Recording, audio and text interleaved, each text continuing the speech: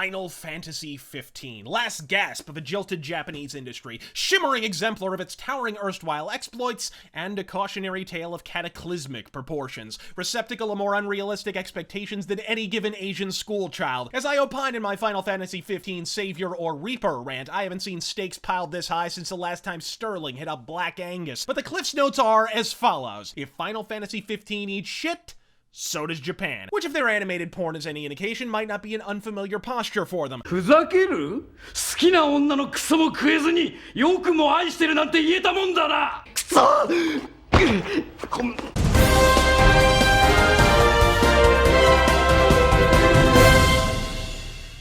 Today, President Trump signed an executive order banning all scat-related hentai anime. He added that the ban would only last 120 days and inconvenience no one. That's it. Thank you, Press. Thank you very much. He further added that no one bitched about this when Obama did it. But if it succeeds, it may well be the shot of B12 to the butt cheek the anemic Nihongo files have prayed to the paragons of Pocky for. It's more than mere laziness or procrastination that delayed this review. The fact is, I wanted to wait to have an unassailable verity of the game's fortunes before venturing an opinion. So, what the fuck happened? Did it succeed? Did it devour distilled essence of dick? Well, dispassionately perched as we are, now 2 months distant from launch, I feel comfortable at last planting my flag and boldly proclaiming... kinda?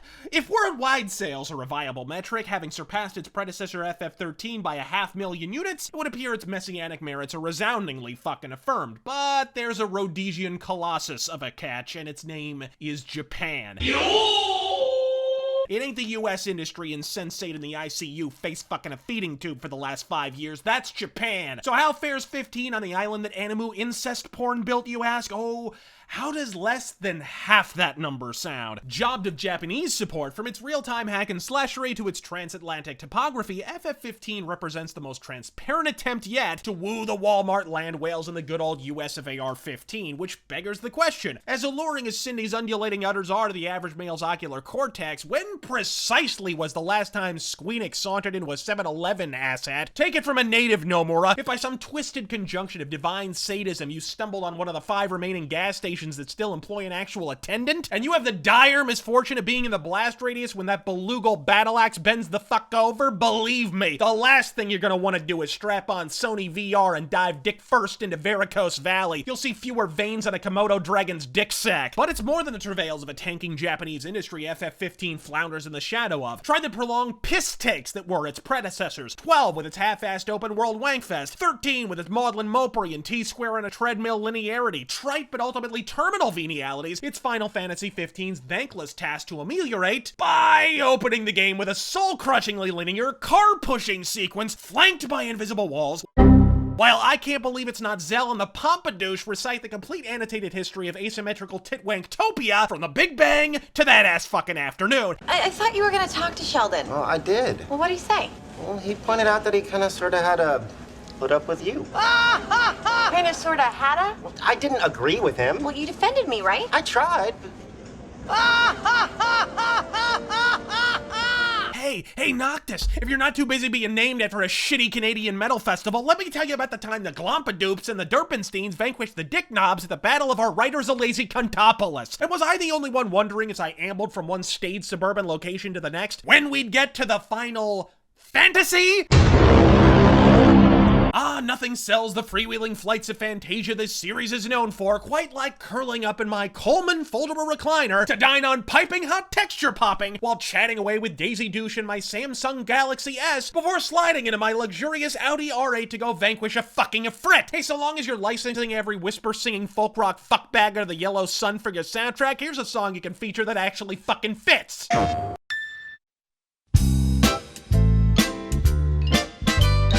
One of these things is not like the others. One of these things doesn't belong. I'm as capitalist a cunt as they come, but flying around in a Final Fantasy Fiat? Why stop there, ass munch? Conan for K-Swiss? Frodo for Fruit Loops? Go home, Toucan Sam. I mean, what's the fucking fucking fantasy that the party posse can menudo the fuck up in the Mojave Desert in their designer douche frocks, teabagging a triclops with nary a feathered hair out of place? I think I'd have an easier time believing in a goddamn griffin. I don't know what butt sex slinging barbershop spawned this comb-over quintet, but I'm sure they do frosted highlights. One step forward, 9 steps back is the modus operandi for the Twat Street boys. For every objective gameplay improvement, whether it be freeform combat or spellcrafting, out comes the heavy lumber, and it's horseshit time. Driving around in portable product placement to the dulcet droning of dubstep is rock bottom for Final Fantasy, which for a franchise that gave us 10-2, Vanille, Hope, and Dirge of fucking Cerebus is goddamn saying something. That said, for a franchise that's effectively languished in linearity for 2 full decades, the adoption of branching dialogue is a welcome addition indeed, even though the fact that the vast majority of your choices ultimately affect fuck all with a side and nada effectively precludes them from having the positive impact on replayability intended. No one wants to wade through the same 20 plus hours of teeny bopper bullshit just to see if Noctis can call Princess Lunesta a tit before he's bottlenecked into mandatorily marrying the bitch. For all the acrimony directed at 13 and its feckless follow-ups, I've recommended past entries to the Final Fantasy faithful exclusively.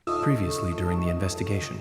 I could easily see myself recommending 13-2 at least to fans of JRPGs, presumably in the same breath that I recommend a potent antipsychotic. Strangely enough, I would make the opposite recommendation for Final Fantasy XV, because when you get down to brass tacks, this ain't Final Fantasy. It's a traditional, open-world, Western RPG with an epicene gaggle of flock of seagulls looking fagaloons standing in for the customizable CRPG protagonist. This wasn't meant as a Final Fantasy game. It was meant as an experimental Final Fantasy spin-off. A PS3 spin-off, to be precise, and if you don't believe my snarky ass, stand in wonderment at the water effects for a spell. The only thing flatter than that ocean is Keira Knightley sailing on it. And leave it to Square Enix, a company that's been gushing gold bullion from the butthole for a decade thanks to improbably expensive games like this one, to irreparably permafuck the in-game economy. Oh, what's that? You want to sell a Buster Sword the size of a Buick with an acid-etched intaglio of the Hanging Gardens of Babylon on the hilt? I'll give you 2 beads of wampum and a handshake, fuckstick. But holy shit! Are those iron shavings, pocket lint, and a half-warp washer from a backed-up urinal on the I-95? Would you like your payment delivered on 17 semi-trucks, or shall I just power inject molten silver into your bloodstream right the fuck here and now? And while the execution's more botched than a Pelosi pussy rejuvenation, the concept itself is perilously proximitous to the RPG title of my dreams. Ever since the 16-bit baptism by Breath of Fire, I've pined for my own personal role-playing paragon. A game that suffuses the sandbox stylings of the most celebrated CRPGs with the party mechanics of geriatric JRPGs. Add just a dash of divergent dialogue choices and a fork-friendly narrative souffle, it'd be a one-way ticket to Boner Town. While it's never been accomplished to my idiosyncratic specifications, games like Betrayal at Krondor and Dragon's Dogma have made admirable attempts before ultimately imploding in the absence of one crucial element or another. Krondor had the adventure and apologue, but lapses into linearity. Dragon's Dogma has the open world and allies, but said party members have the personality of a pube. These stairs serve as a useful route in their own right. Fuck, you wouldn't even have to do much. Give these preening proctomancers an extra chromosome and put them in an actual fucking fantasy world instead of Southern California with carbuncles, you'd be halfway goddamn there. But alas, said flaws do not subsist in a vacuum. One really has to ponder Square Enix's increasingly opaque design ethos. You unfurl a majestic tapestry of fathomless possibility, go 19 light years out of your way to tailor the experience to each player, and perhaps most impressively of all, you pair the player with an unrivaled retinue of supporting players, each with a fighting style as inimitable as a fucking fingerprint, and then, when the wheel of faggotry lands on Noctis, to hell with it, you can flit the fuck between their fighting styles like a crackhead on payday. Game design is hard! I've added up to my tits with one-size-fits-all Final Fantasy fights. It devoured Dingus in 10-2, pause in mid-fight to play fucking dress-up and Lightning Returns chomped on Chundering Chode. Unless this is an Animu edition of Queer Eye for the Man-Jaw, back the fuck off and let me fight! And if you insist on allowing me access to multiple fighting styles, instead of giving me access to all 4 and watering each and every goddamn one of them down in the process, might I suggest this ambition would be better served by allowing me to, oh, I don't know, play as the other fucking characters? Extant examples of this rarefied phenomenon include the 2014 Game of the Year Dragon Age Inquisition, cult Capcom RPG experiment Dragon's Dogma, or any Final Fantasy title from before this series went stern first into a fucking Scheissberg. And slam into it, it certainly fucking did, but Final Fantasy XV, for all its unfinished fallibilities, is a marked improvement over more recent offerings of the franchise. Reviewing 13 was a chore, 13.2 was a snore, and 13.3 was Fuck this rhyming shit, it fucking blew! If in the recent past you fled the fields of Final Fantasy racked with asymmetrical design dysphoria, have a glance back and give 15 a whirl. This is the game for the uninitiated. It won't work for everyone, fucking barely worked for me, but it is a solid little time sink, lousy with side quests, refreshing in its freeform fluidity. I'm RazörFist, and I don't know about you, but that Audi Corporation makes a fine-ass automobile. God fucking speed. Wanna rock you steady, baby. Come on now, let's go crazy. You know the time is right, so let's get funky tonight. You turn me on, my soul's on fire. You are my everything, my one desire. Merchandising, where the real money from the movie is made. If you take something already delicious like cup noodles and add in the finest, freshest ingredients, what do you get? The ultimate flavor experience.